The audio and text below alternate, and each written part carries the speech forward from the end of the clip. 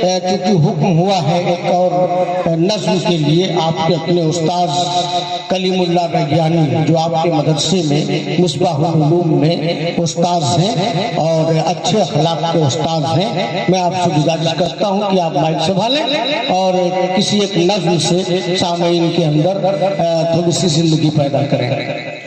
کلیم اللہ بیگانی صاحب، السلام علیکم۔ وعلیکم السلام۔ خواب غفلت میں سوئے ہوئے مومنوں، عیش و عشرت بڑھانے سے کیا فائدہ؟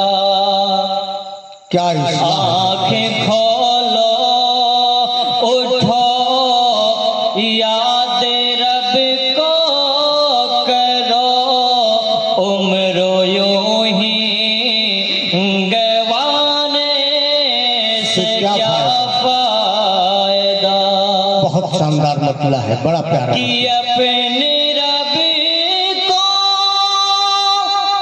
جوانی میں بھولا ہے تو، اور طاقت کے بوتے پہ پھولا ہے تو، جب جوانی ڈھلے گی تو پچھتائے گا، جب جوانی ڈھلے گی تو پچھتائے گا، پھر یوں رلانے سے کیا فائدہ؟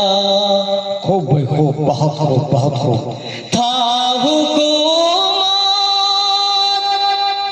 کافر آنے کو بھی نشہ، ظلم پر ظلم خلقت پہ کرتا رہا، جب سمندر میں ڈوبا تو کہنے لگا، جب سمندر میں ڈوبا تو کہنے لگا، اس حکومت کے پانے سے کیا فائدہ؟ کیا فائدہ بھائی، واہ۔ کہ کتنا مشہور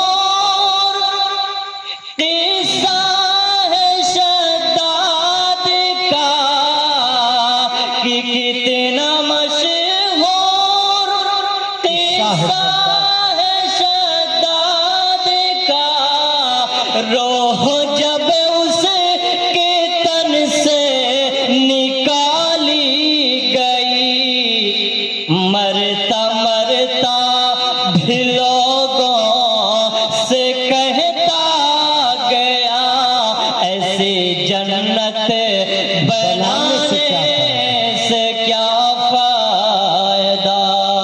بہت اچھی بھائی، بہت اچھی، بہت خوب۔ کی مالداری میں مشہور قارون تھا، کی مالداری میں مشہور قارون تھا، وہ مخالف تھا موسیٰ و ہارون کا، جب زمین میں دھسایا تو کہنے لگا، ایسی بے جا خزانے سے کیا فائدہ؟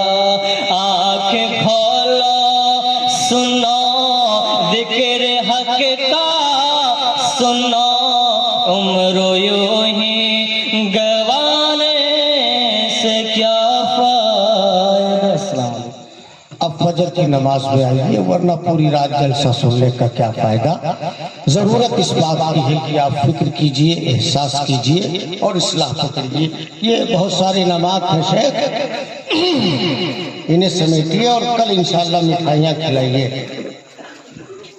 اب آپ حضرات اپنے گھروں کو جائیں، اللہ تعالیٰ آپ سب کو جزائے خیر دے۔ والسلام علیکم ورحمۃ اللہ وبرکاتہ۔